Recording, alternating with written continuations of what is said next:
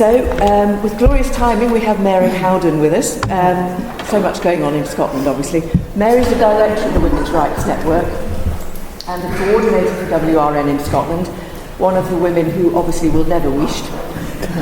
Mary, over to you. Thank you. It's mine. Well, thank you very much for inviting me to come and talk. I'm not sure that we've done anything particularly special than other groups in the Women's Rights Network in terms of what we've done, because the things that I'm going to talk about, I'm sure we've all got experience of. But I think what it is about women coming together and working together and trying to kind of move things on. So that's going to be the purpose of what I'm going to talk about today. But first of all, I arrived yesterday in Derby. It's about 25 years since I was last here. Came down to visit my friend Jane, who lived down this way, and we went to a nightclub. Now that was 25 years ago at least. Last night I was in bed by 10. When we got off the train and we were walking through, it was lovely, and there was all these beautiful crowds of women dressed up as if they were going to a circus. We were thinking, this festival's going to be great. All these, it's going to be really spot on. And there were large groups of women. We counted them, didn't we, Jane, as we were coming? And it turns out, because we met them later on in the night, was that they'd been at an office work party. So I have no idea who the office was. But as we were walking through these groups of women, what comes along beside us is a person on a bike. And I'm looking at the person on the bike, can't see their face, can see their feet. And I'm thinking, and not wearing anything that any woman would be wearing on a bike, I might add. And I think they must have had visions that they were going to be in, you know, that Butch Cassidy and Sundance kind of film where they come along and they're cycling, and he's not even sat on the bike, is he? And eventually, so having clocked the fleet, and Jane and I look at one another, raise our eyebrows, and you think, you can't get away from men pretending to be women. And then, of course, do we not encounter him in the premiere? And fortunately, he wasn't staying there, but it's just that bit about no matter where you go, you always, and you never used to. And I think that's, however, it's not dimmed my impression of Derby at all, because as you can imagine in Scotland, there's nowhere really that you can go these days. So, thank you very much for inviting me. We started small. Heather talked there about us coming together, and Scotland wasn't really part of the landscape in terms of the Women's Rights Network, because Scotland's actually a very complicated landscape where women's groups are concerned. There are a large number of them. We've got the wonderful For Women Scotland, we've got Murray Blackburn Mackenzie, who look at things from a policy perspective, we've got Women Won't Wished, we've got Gender Tactical Feminists, Glasgow Tactical Feminists, who, if you think what the GTF means, that's the name they've deliberately put together to do that. We've got Women Speak Scotland, we've got the Scottish Feminist Network. It's a complicated landscape of women, and as Heather was saying, sometimes women don't actually work together all that well. So part of it for us has been about finding where our place is in that landscape. So we started small. There was 14 of us. In fact, Joanna actually only phoned up to get some leaflets, because we didn't have a website, or we must have had some way of communicating in those days, but she phoned up to get some leaflets, and Heather said, do you want to start a network up in Scotland? And she went, okay. And she had, I think she had a group of core people in Dundee that she was doing some stuff with, and I was up in the Highlands at that time, and I was doing some stuff up there, and we came together and the Women's Rights Network was formed. But there was only 14 of us at the start, and now we've got members across all of Scotland, in the Isles and in the mainland. So what did we think we needed to do? Well, the Gender Recognition Reform Bill was ongoing at that time, and a huge amount of pressure around some of that. We also had the Conversion Therapy Bill. We have males in female prisons, we still do. and we've got males and women's sports, and we had the Hate Crime Act. And actually, if you look at what countries who have developed gender identity stuff, what they've done is the gender recognition reform they look for, they incorporate it with conversion therapy, and then they also add hate crime. And it's a process. It's actually far more organised than we actually think it is. And the whole bit about that is that we need to be as organised as these people who are promoting it have been. So what did we do? I'm just wondering, where's the... I've missed something. Yeah. Oh well. So we had, at the very early start, we were doing some podcasts with some people, and we had Professor Sarah Pedersen. Now, she works up in the Robert Gordon University, and what she does up there is that she has done some really informative stuff on suffragettes, and Scottish suffragettes in particular. And what she said to us, and it stuck with me at that time, was that you need to write. Because one of the things that made the suffragettes so successful was their writing. They wrote to newspapers, they wrote leaflets, they did all sorts of different things around writing to MPs, writing to elected members. And so we took that lesson on board, because actually that is really important. And for a lot of women who can't be that public about writing behind the scenes is something that you can do. And so we've worked quite hard at pulling together things that we can do. So we've had leaflets, we've had the WRN leaflets, but we've had to accommodate some of them to Scotland. We've had business cards, postcards, letters to all the elected representatives that you can think of. Social work, Police Scotland, prisons, complaints to the charity regulator. We've done FOIs, we've done letters to newspapers. We did a hospital report which followed on from the Women's Rights Network report on how safe are our Scottish hospitals. We've done stuff on Facebook. We've got our Xcam Twitter that we do as well. We've done blogs. We had a marvellous ad van that went round, and Molly, who I know is here, helped us with putting together the ad van, and actually helped us with our branding in the initial days as well, because we didn't have the wonderful Women's Rights Network branding that we do now. But this ad van wouldn't have happened without women across the UK, because we crowdfunded for it, and we had it on the day when the bill was about to be heard, and there was a demonstration outside Holyrood, and we had this ad van going round with no men and women's spaces, getting the horns peeping and people being quite excited about it and stuff. We've done thank you cards, and we've done Christmas cards, and Molly's helped us with them. We had the notice self-ID with two balls. That's the word. Baubles, yes. I was trying to think of baubles as opposed to balls, because, so those are examples of things that we do behind the scenes, in a way, where we're kind of pulling together creativity that people have. We have people in our group who are good at writing letters. We have people who are good at pulling information together. We have people who are interested in doing FOIs and framing them properly and things. So, and it is very much about us getting together and working together. There's my branding. See, I knew I had a slide on branding. It's obviously got mixed up.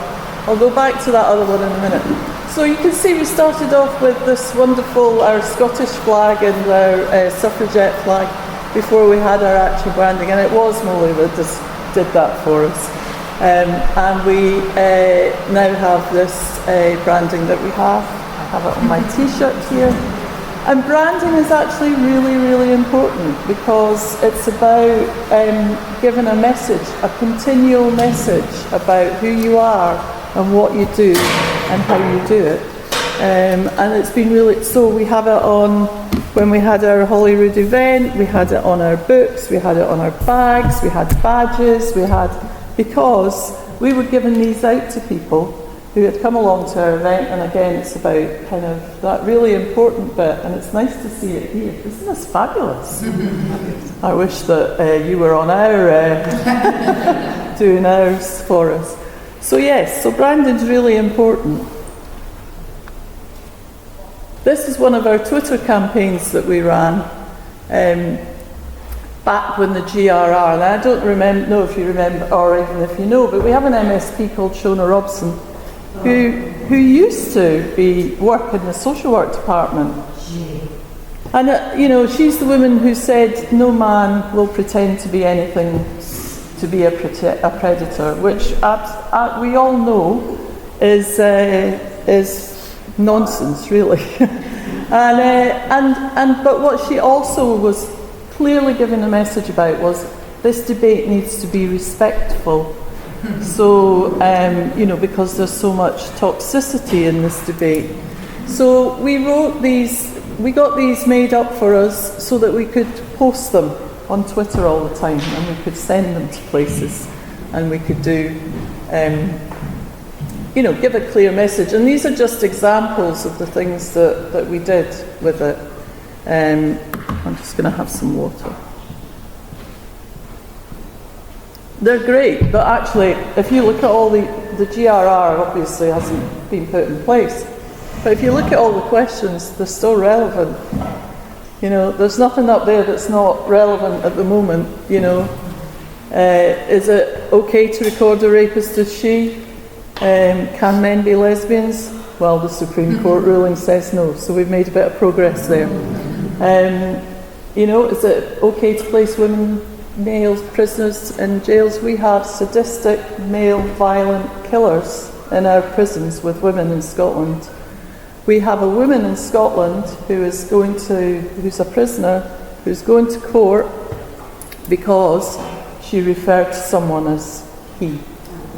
And she's had her sentence affected by that. It's really, really shocking. Is it ethical for a male carer to provide intimate care to women who can't consent? Is it okay for males to compete in female sports? And we are beginning to see some shifts and changes there, but it is still a massive issue. And the Supreme Court ruling isn't actually going to solve that, because what's going to happen is, in my opinion, is that the AHRC will give out their guidance, and then that will become the target, the guidance, because you can't challenge the Supreme Court, but you can challenge the AHRC and you can challenge guidance. So that's the thing that I think we need to be mindful of and looking out for.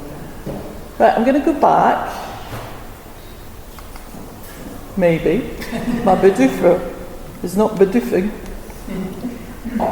So, the other thing that we do, as well as the right, is that we speak. Now, women in Scotland are good at not holding their wish.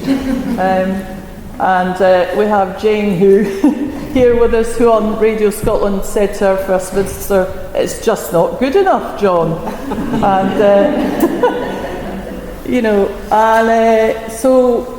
And again, it's about using our skills in different ways. We encourage meetings with MSPs, MPs. We go to demonstrations, we're there. We go and speak at Let Women Speak events. We attend cross-party meetings. We meet with civil servants. We've had the Holyrood events. I'm going to talk about them in a bit. We're in newspapers. We've done radio phone-ins. We've been on debate night. Jane and I have both been on debate night, and we've had other members on debate night. That's a Scottish equivalent of Question Time. And we've been on Question Time, and we had Morag, and this is a really, really good example of how confidence in what you're doing will change. Morag and I used to do podcasts together. So she and I did Sarah Pedersen, spoke to Sarah Pedersen, we've spoken to Rona Hotchkiss. They're all available on our various podcast things on the website. But they were quite a while ago that we did them, and we weren't that sophisticated at doing them either. We just kind of asked people if they'd come along and talk to us, and they did. But in those podcasts, you won't hear Morag, you'll hear a woman called Anna, because Morag wasn't prepared to put her name out there at all. She works in the oil industry up in Aberdeen, and it's an American organisation, and they are very, captured with ideology and all the rest of it. So Morag is next. 2 years down the line is on question time, and she gets to ask a question, and she asks the question is, should we adopt gender identity in Scotland because it's being banned in England? And for her to do that was an incredibly brave thing to do, because now at her work they all know who she is. They think she's part of For Women Scotland, if truth be told. Not because we are part of For Women Scotland, but because she had her picture. Our picture is in a paper article where it says, so who are For Women Scotland? And it's pictures of us in the Women's Rights Network, which is actually quite a very powerful message about our branding, and I'll come to that in a minute. So, and actually we've created a meme of Morag as well, because because she sits there and she goes like this, and says no child can be born in the wrong body, because of course what she gets back are waffly answers from the I forget who even the panel members were. And we've done events, and we've done hustings. Now these are really important things, I think, and actually really quite easy to do. You think that they might be quite hard to do, but they're not. And we did I did a podcast with Zoe Hollywood, and from Women's Voice, Liberal Women's Voice, and Elaine Miller, who is, I'm sure some of you will know who Elaine Miller is, fabulous comedian, and physio as well. And she of Merkin fame. She's got this campaign at the moment where she's got these little merkins that she's made for the election when it comes up, so that everyone who has not spoken out about women can get one of these little merkins. But we did hustings. We organised hustings. I did one, an education one, and we did one up in Aberdeen. And they're quite good because you can get politicians along. We did ours on education. It's not a devolved subject, but I didn't want to do women's rights because we wouldn't have got people there. So we did it on education, and we got members of the public came along and essentially just chaired it for the politicians to speak. So it's actually, although you think it's quite a kind of hard thing to do, it's actually really wasn't that difficult to do. And we've done podcasts, not so many lately, but we really enjoyed doing them when we did do them. So the next thing we did was we had this postcard campaign, and it's part of being creative with your right, is the coming up with, so we had these postcards, we sent them into all our MSPs. We had postcards from women from across the, I'm just moving out of the way so you can see that. We had women across the network in other areas down in here in England sending in postcards to our MSPs. And whilst there's something that says they may not get to your MSP or your MP or whatever, in actual fact, they can't ignore like hundreds of these green envelopes coming into the Holyrood or elsewhere. And then we also sent thank you cards to everyone.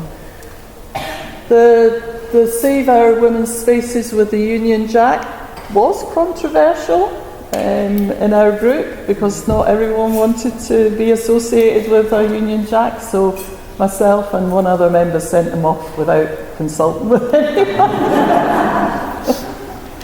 Because you've got to use every opportunity. This is a cross-party issue. It's not it's not an issue it's a across the UK issue in that sense. We've sent out leaflets. The business cards are really good for sticking in trains in the seats, tickets where the tickets should go, and they're good for getting into pockets in places like Marks and Spencer's, and because they're not as hard as getting a leaflet, needing to fold up a leaflet and put it in somewhere. So you need to be creative in terms of your thinking about what you're going to use. There's our ad van going round Edinburgh, Tooting. I think it costs £1,500 for the day or something like that. £1,500 for the day to go round, but it was so effective because you'll see in front of our ad van there is obviously Heather, and Helen Joyce is there, and Maya, and Elaine Miller. So here is the importance of branding.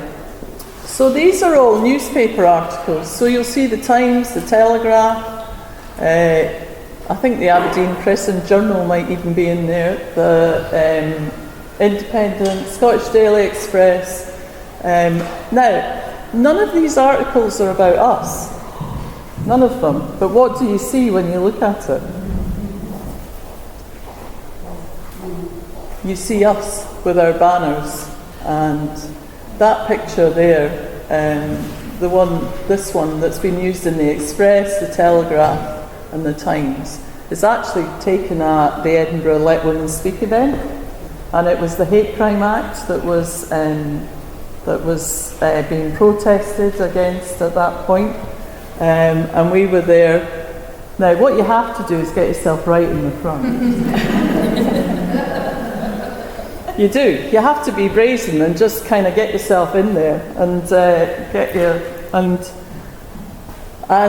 there's one there as well, which I quite like, is because it's in front of the sex shop, because in Glasgow. So the one down there at the bottom, which I think is the Herald, it's is actually in front of the sex shop, which was a hate crime reporting centre.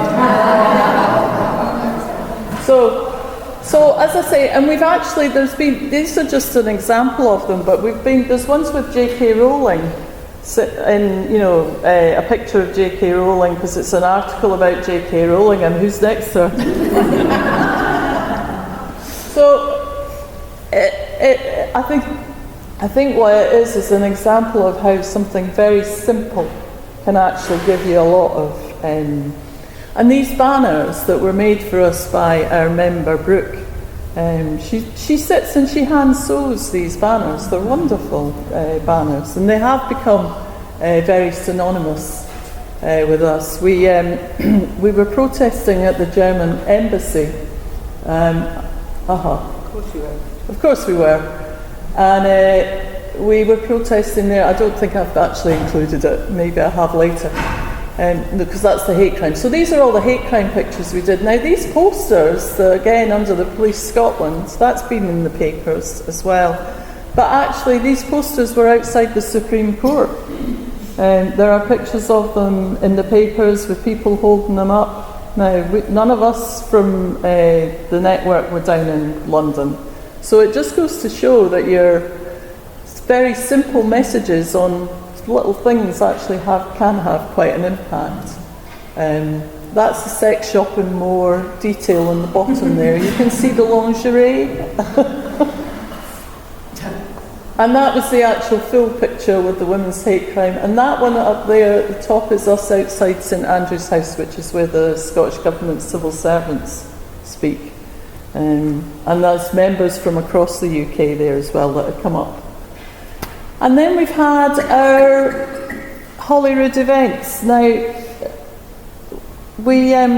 I think we've been really quite lucky in that we've managed to develop relationships with different MSPs, and that's another important thing I think to do, is to find an MSP, an MP, an elected representative who's actually on site and get them to kind of do some stuff for you or work with you. And we were the first group, women's rights group, in Scotland to go into the Parliament and actually have a discussion about women and women's rights and how women were being impacted on by the gender ideology being everywhere. And we had a woman who'd been in prison with men who had been, just shockingly stuff. We had Maggie Gibson, who's a Scottish poet, who's been cancelled in the Scottish poetry scene. We had Isabel Kerr, who's the chief executive of Byra's Place, that's set up by J.K. Rowling, there to talk about what's happened for women, getting rape crisis services. And we also we had Heather there talking about setting up the Women's Rights Network, and we had Kate Barker there from LGBT Alliance to talk about issues for lesbians. And I'm sure I've missed someone, but and it was a really important event because it was the first time that people were able to go and say, and MSPs did come along and they did listen to what we had to say. But it couldn't have happened without Morag. Morag's really, you can see really Morag has blossomed.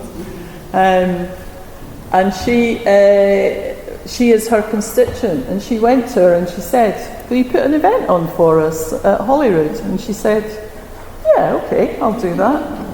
But we had to, what you also have to bear in mind is that you have to think about their reputation and what it's going to mean for them, because that's really quite important to them. And so if you turn up and you just, are a bit hashy-bashy and not quite as organised as you might be, and there are Holyrood events that are like that, I've been at some of them, then, that's not going to reflect well on the person who's actually supporting you. So we had to do all the work, but we did have the sponsorship from Tess, and she has been really, really supportive of us. I'm sure we could get her to join if she wasn't an MSP. And then the following year, she sponsored us again, and we had, we thought, well, right, let's focus on ourselves now. So it's been a slow development where we were able to go and say, right, here's us, here's what we've got, here's what we're contributing to the agenda. And the important thing about this event, the second one, was we had Police Scotland there. We had civil servants from the Equality and Diversity team there. We had, who else did we have there? Oh gosh, sorry, it's gone. Yeah, a good cross-section of MSPs. We had, yes, a good cross-section of MSPs. We didn't have, interestingly, we presented our report on rapes and sexual assaults in Scottish hospitals, because there had been no information on the WRN report that had been done about Scottish hospitals, so we thought we would take that further and see what we could do with it. And in the building at the same time, sitting in the bar, she had been invited, was Sandy Brindley, who is the chief exec of Rape Crisis Scotland. She couldn't even get herself to an event that was focused on rape and sexual assault, which is what she's meant to be there, because she couldn't see past the fact that we think we should centre women and not centre men in our services. So and I can't stress really kind of highly enough how important it has been having Police Scotland at that event, because now they're doing a review on sex and gender in their recording. This should be fairly straightforward. But we've been invited, and we're one of only 4 women's groups that have been invited, possibly 5. That have been invited to go along and offer an opinion. Now, a lot of, out of 62 organisations that have been invited, that are all, supportive of trans, of men being in women's spaces, that's quite a. So I decided that we only got one place, but I'm going, so I can be a thorn in anyone's side, really, if need be. Mary, we're nearly at the verge. Yeah. The tea urn's bubbling. Yes. Right, okay, these are newspaper articles. We're just desperate for tea, so sorry, I'll take longer. And that was, we had an event, our Hollywood event was covered in the paper as well this last time, and so that's the other thing, good communication with a journalist is absolutely key. And what we learned, so the wider women's network is essential. We couldn't have done any of this without being part of a much larger organisation. There's absolutely no doubt in my mind about that. You just have to keep going. You're going to have to keep going. We're not one. You know, it might feel like we've made huge steps, but we haven't. And even the Scottish Government making their toilets single sex again. I met with Jackie Bailey, who's our Deputy Labour leader in the Scottish Parliament on Tuesday, I think it was. And that was put to her, that that's going to be one of the levers that they could put in place. And she said she didn't know that their toilet policy in the Scottish Parliament was mixed sex. Which is another thing about links with MPs, I think, and MSPs, is that their job's huge, what they're looking at. They don't always have the level of detail that we might have. And that we need confidence in being able to go and say things to them. Because they don't necessarily know all the ins and outs. Be prepared to challenge, be consistent, you need good communication, you need to network. We like to work with other groups, even though it's a complicated landscape. And we never rise to insults. There have been insults about us publicly. We don't criticise those, but the most important thing, I think, to me, in all of this is those amazing women that I've met. Like many of you here, you will have friends who don't want to know you anymore, friends that you've known for 50 years, friends that you went to school with, friends that just dump you because you've got the wrong opinion as far as they're concerned. But the importance of being with women who believe, like you, that men can't be women, will never be women. It's not possible. Let's stop pretending that they are. And that bit of it has really been the biggest thing